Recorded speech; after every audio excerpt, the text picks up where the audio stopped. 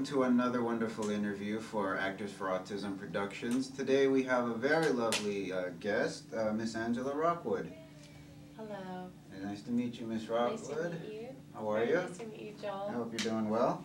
Doing So excellent. let's get this started, shall we? What inspired you to be a model? Well, what inspired me to model? First of all, I want to get into the medical field.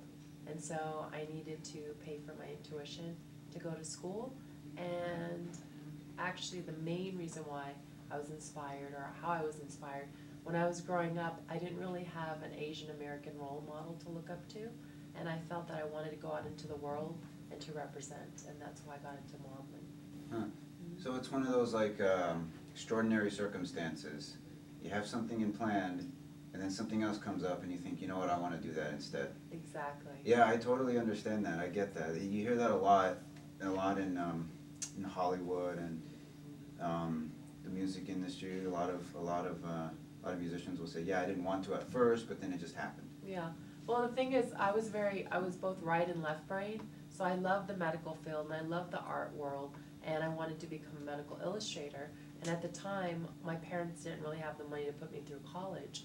And I found out that if I started modeling, I could make some fast money and put myself through school.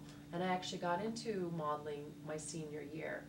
And before I was 21 years of age, I actually got out of the modeling world because it wasn't as glamorous as I had expected to be. And I didn't like the image that it portrayed towards a woman having to be so thin. I thought it was very unhealthy.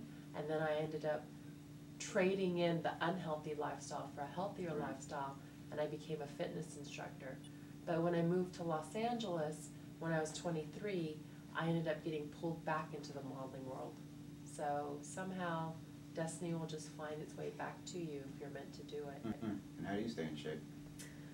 Well, now I stay in shape, just balance within the mind, just being happy overall, and being connected to your body. I listen to my body a lot, and I'm pretty much... Listen to your body, what's it saying? So my body, just whatever it says, like what's bad to eat, what's good to eat. I keep a pescatarian diet. I eat lots of vegetables and predominantly fish for protein, and I try to stay from sugary foods. Yeah, exactly. See, I always say that to a lot of people. Yeah. Protein and vegetables. I don't think people eat enough proteins or vegetables these days. I really don't. They don't. Yeah. All processed food and fast foods, and it's just really unhealthy and just clogs the body, and you just can't function. Yeah, well, I mean, you only got one body. Why ruin it? Exactly. You know, I never. Yeah. So, what was the first modeling job you ever landed, and how did you land it? Are we talking about before the wheelchair or in the wheelchair? I guess before. Before the wheelchair? You want to start from the beginning. The very first modeling job that I landed, big job I landed, was in New York. It was for a company called Vanity Fair. And I'm sure we all know who that is. I was an in-house Vanity Fair model. And then in the chair, after I got paralyzed, I fell back into the business actually through acting. I was paralyzed in 2001, and 3.5 years later, I was introduced back into the acting world, and I couldn't sit around waiting for wheelchair roles to roll in, so I picked an avenue that basically wasn't touched because you don't really see models in wheelchairs. Right. And so I figured I could go down that avenue, and I ended up talking to a girlfriend of mine, and just basically was just passionately talking about how you don't really see disabled models out in the world and in the media, and you know, we also are the consumers. And I ended up going home that day, which is kind of crazy. I checked my email, and an old model girlfriend had basically contacted me and said that Nordstrom was looking for disabled models. And luckily, I had some photos that I had taken a couple years prior with a photographer friend named Ty, and I submitted my pictures to Nordstrom. They called me up, and I basically booked my first gig with Nordstrom, like 8 years ago. I think it was 8 years ago. Yeah. So an opportunity basically, you know, came and you just took it. Yes. Yeah. See, that's. But I was ready though, because Yeah. I had the photos. Because after I got paralyzed, I spent a good couple years just playing with a photographer friend and shooting and getting comfortable in the wheelchair, getting comfortable in my body, because realistically I'm paralyzed from the neck down. So before my accident, instinctively I knew how to move my body and everything in an able-bodied body. And now in a wheelchair, it's a little different when you're paralyzed from the neck down. So you need to know how to hit your marks, how to pose, how to tell someone to put you in those specific positions. And that was something that I had practiced before Nordstrom had called me.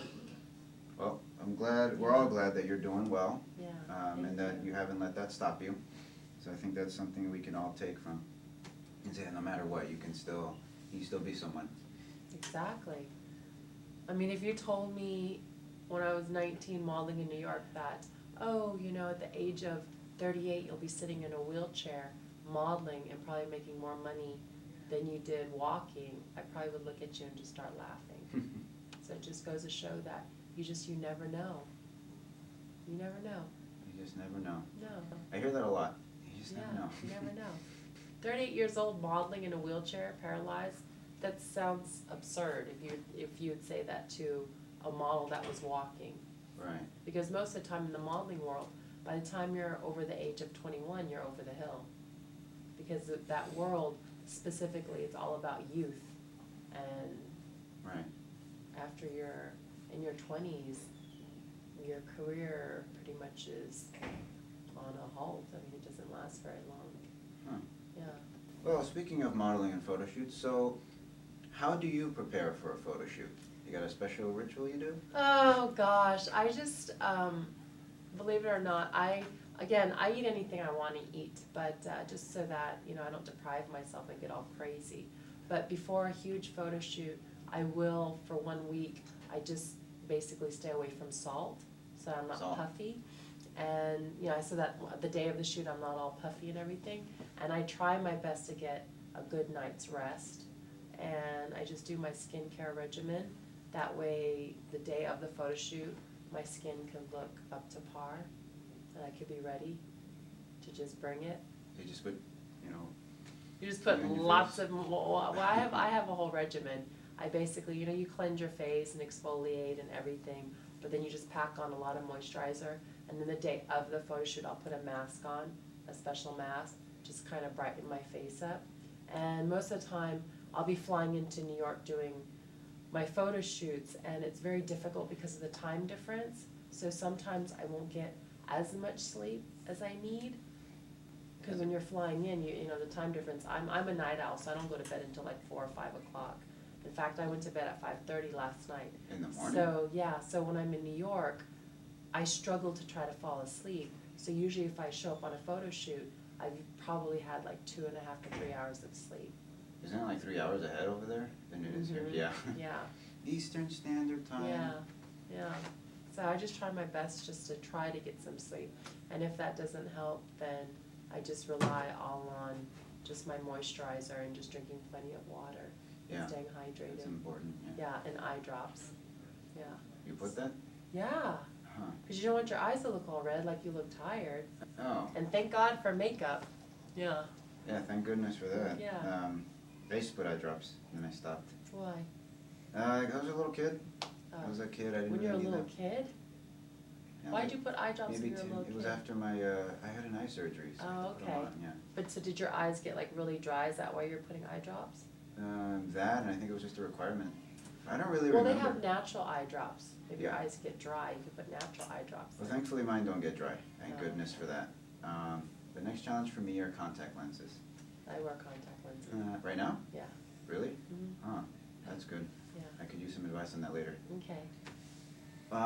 So, do you have a favorite fashion designer in the industry? Oh gosh, I have a lot of favorite designers, but the one designer that comes to my mind is a dear friend of mine. Her name is Michelle Bobot, and she's a designer of Bisou Bisou.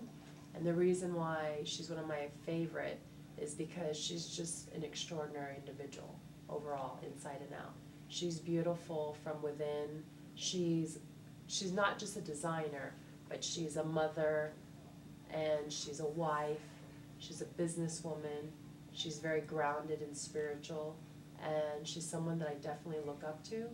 And her clothing, she designs women's fashion and also a yoga line, and her image is all about women just being feminine Right. and sexy, but yet classy. Right. And so I have a lot of respect for her. Yeah. Classy is just fine by me, really. Yeah. So, tell me who came up with the idea for Push Girls? You're looking right at her. That was you? Yeah. Nice. Yeah.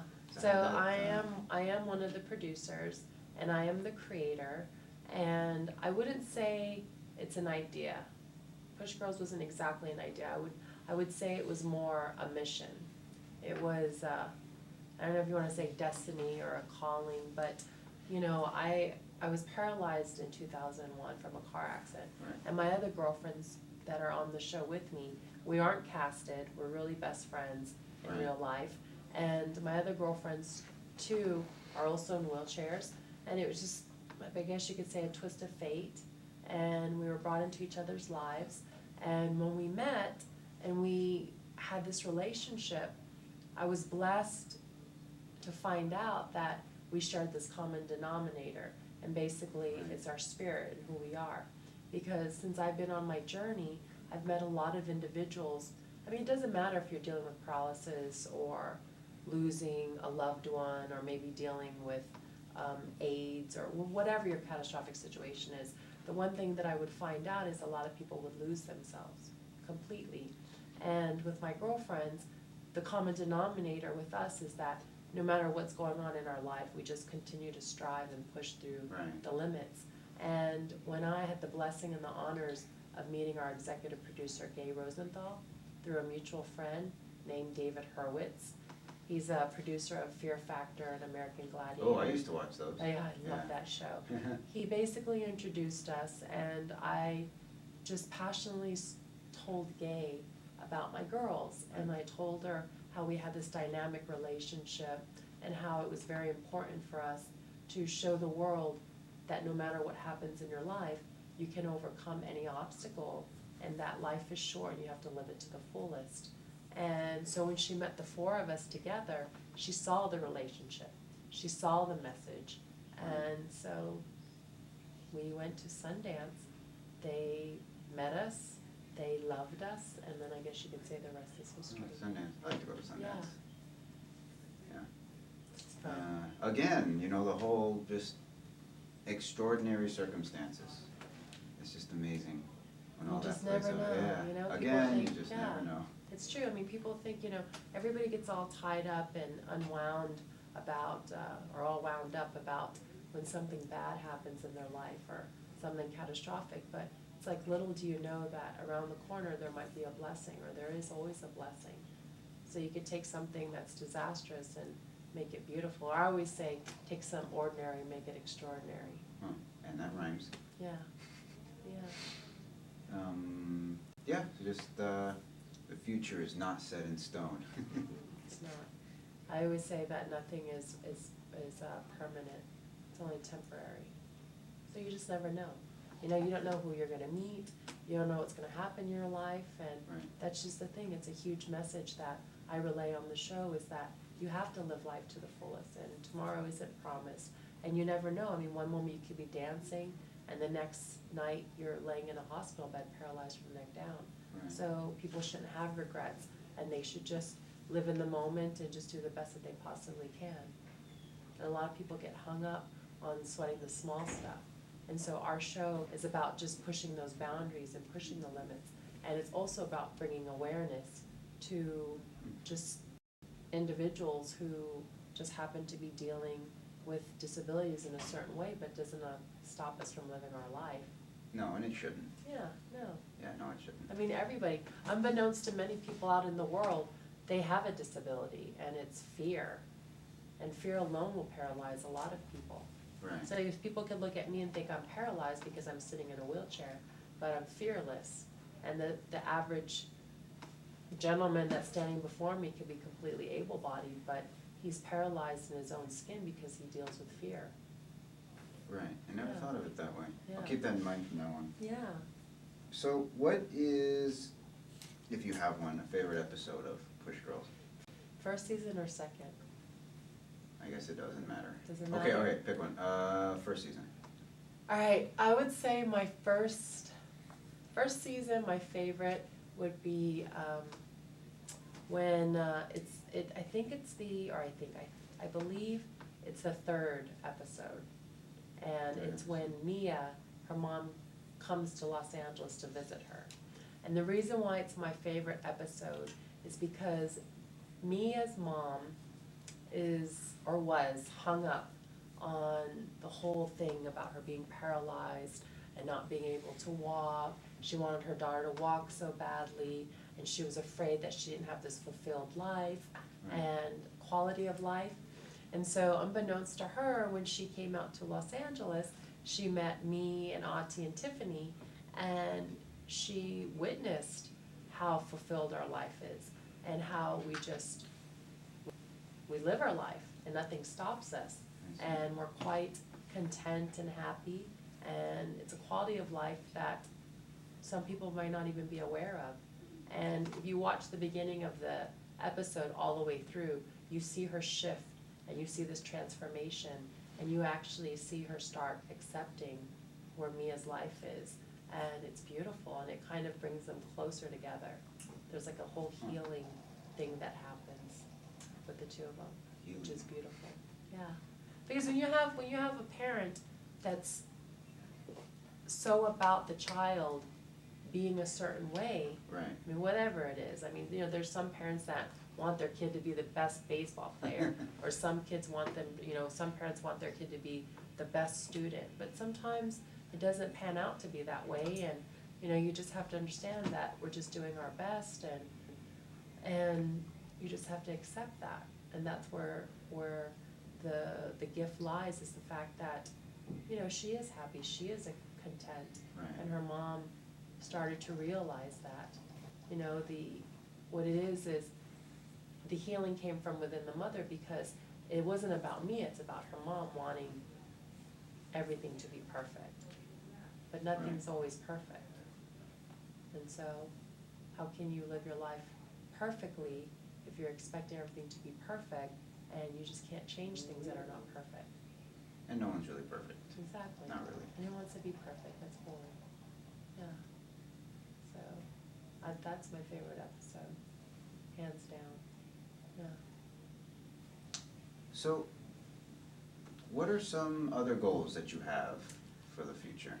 Oh gosh, that's a huge question. That's It's a big question. I always joke around saying God made me a quadriplegic to slow me down, but number one for next year, I plan on executing this movie that I've been wanting to do. I have it tatted on my wrist, and it's called 1221. You have it on your wrist? Yeah. Want to see it? Okay. See? 1221. 1221. Hey, that's nice, a flower. Well, it's a flower What's that the way. 1221 mean? So the 1221 is a movie that I've had in mind for about 7.5, almost 8 years. And Push Girls was my baby, or is my baby, but this is gonna be my next baby. And then, speaking of babies, in the future I plan on having a family. First I have to find my twin flame, and eventually, I don't know, there's a lot of things that I wanna do. There's a lot of new business opportunities that are in front of me. And I always say I'm brain on wheels, but That's a cool name. but my Brain goal- on wheels. no, but now I wanna I like be that. the rolling empire. So that's what Well, my you got the goal is. rolling part now. Yeah, Oh, yeah. yeah. So that's one is my movie 1221, and then working on having a family in the next 2 to 3 years. Yeah. So family. Mhm. I think that's one of the best goals you can ever have, I Yeah, think. Yeah, in I life. think that's one heck of a goal. Yes. For me, maybe. Do you want to have a family one day? That's a good question. Do I? Oh, I am 22. I don't know, maybe. Well, you have your whole life. Yes, But yes, in I the do. future. You meet the woman of your dreams, and then you get married. Do you think you want to be a father? I don't know, maybe. can't answer that right now. You don't have to answer that right now. Yeah. How did we get into that subject? I don't know. Oh, well. We're just talking about family. You said Yeah, that's a talking big about one. family, You said that's a big one, Yeah. so. It is a big one. Yeah. So, is there anyone in the industry that really inspires you? Modeling, Hollywood, whatever. Yes. No hesitation, Angelina Jolie. And I truly respect her in many ways because she's a mom. I mean, she's pretty much, how would I say it? She's a goddess. She's a professional actor. And she looks like a goddess. I mean, she is a goddess. Yeah, she's gorgeous inside and out. I truly respect Angelina. I mean, she's gone through a lot in her life, and you know, in the beginning, a lot of people looked at her strangely. They didn't understand her, but I feel she's very real. And now, I mean, she's gone through a huge metamorphosis, a transformation into her womanhood, and she's a mother of what, six kids? Is she? Yeah. 6? So she I and lost Brad, count. yeah, they have 6 kids. I think so. They've adopted 3, and they have their own 3. But she's an ambassador. She's a philanthropist. She's a mom, a wife, and she's an extraordinary actress. And she's just basically, she's ultimately, in my eyes, a human being who definitely has pushed the limits in all ways and continues to do so.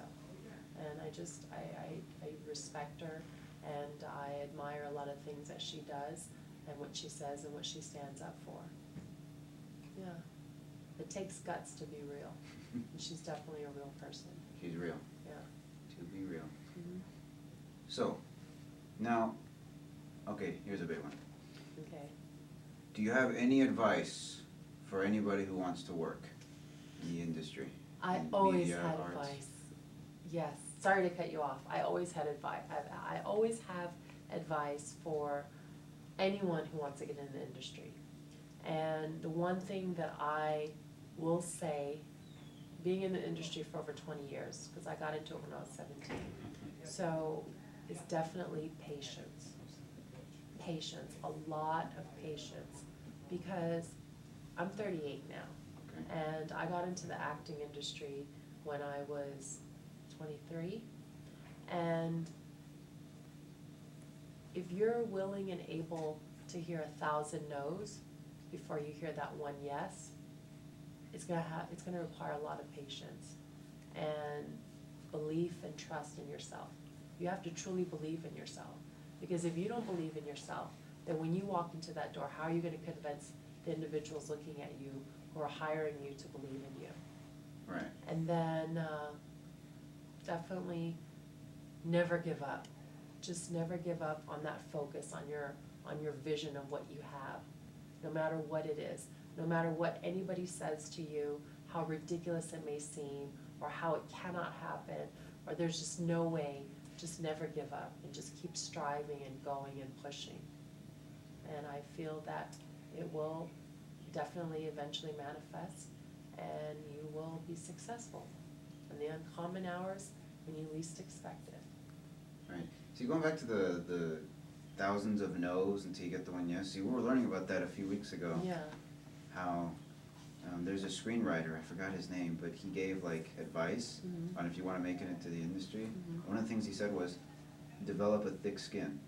You know, like people are gonna say no. If a lot of famous people that are famous and successful now, they'll tell you, they said, yeah, I didn't do it the first time. Mhm. I had to work on it. There was a lot of people and a lot of people who told me no. Yeah. And I kept hearing no after no until finally there was that one yes. Yes. And there you go. It is. You have to have a thick skin. Right. The one thing, like what I've learned, like I said, I started modeling when I was 17, and I disliked it because they would just rip you apart right then and there. When I say they, meaning the casting agents Right. or the clients or the modeling agents. And, you know, they would open up the book, go through your portfolio, and they'd be like, oh, your shoulders are too broad, or you're not Really? skinny enough, or, I mean, they would just rip you apart right there. And if you weren't educated and didn't have the knowledge, when you'd walk out of the room, you'd probably be in tears and taking it personally. And the thing is, you can't take it personally because it has nothing to do with you. It's an industry where they have a specific look, or they're catering or looking for a certain type. And if you don't fit it, doesn't mean that there's something wrong with you. But the thing Right. about acting, the reason why I loved acting when I got into the industry was I went on these auditions, and you do your thing in front of the agents, and then you leave. And you either, eventually, a week or two, you'll hear that you booked the job, or you will never hear anything at all. Right. But the thing is, they don't rip you apart in front of your, right there in front of everybody. But you, sitting there waiting for that moment for them to say yes, or to hear if you got the job, then you yourself will end up playing in your mind like, oh, maybe I didn't do it right, or maybe this, or maybe they didn't want me because they didn't like me because I did this, or maybe I said it wrong, or you end up being your own enemy. And so that gets you into trouble. So that's why I always tell people, you can't take it personally. And you just gotta go in and do your best and just let it go. And then just move on. And the thing is, you're gonna hear a lot of no's. Right. Because you're not gonna fit every single bill. But the thing is, as long as you're persistent and you remain patient, then eventually there will be that one part that will fit you, and you will get your chance. Right. And make your mark. Yeah, I believe that. And so that's why I always tell friends, or anyone that's getting in the business, if you truly want to be an actor or be in the business, you just have to passionately, truly love it. Don't do it because, oh, you want to be famous, or you want to make a lot of money, or that will come eventually. You just have Right, to. it comes with it. Yeah, it comes with it. You just have to know to be patient and to passionately love what you're doing and to do it, because then that's when the real you will come out, and they will see that, and that's when you shine, and that's when you will hear that yes. Nice. Okay, finally, big one. How did you get involved with Actors for Autism? I got involved with Actors with Autism from my dear best friend, David Zimmerman. I have known David Zimmerman for, I believe, almost 8 years, and he was actually my first coach when I got back in the industry after my accident. And I've just followed his career and all the different organizations that he works with, and he always spoke so highly about Actors for Autism. Right. That's very nice of him. And I always wanted to be involved and get involved, and so he asked me, and so here I am. Well, I'm glad that you were able to come today. Thank you Thank you for coming. very much.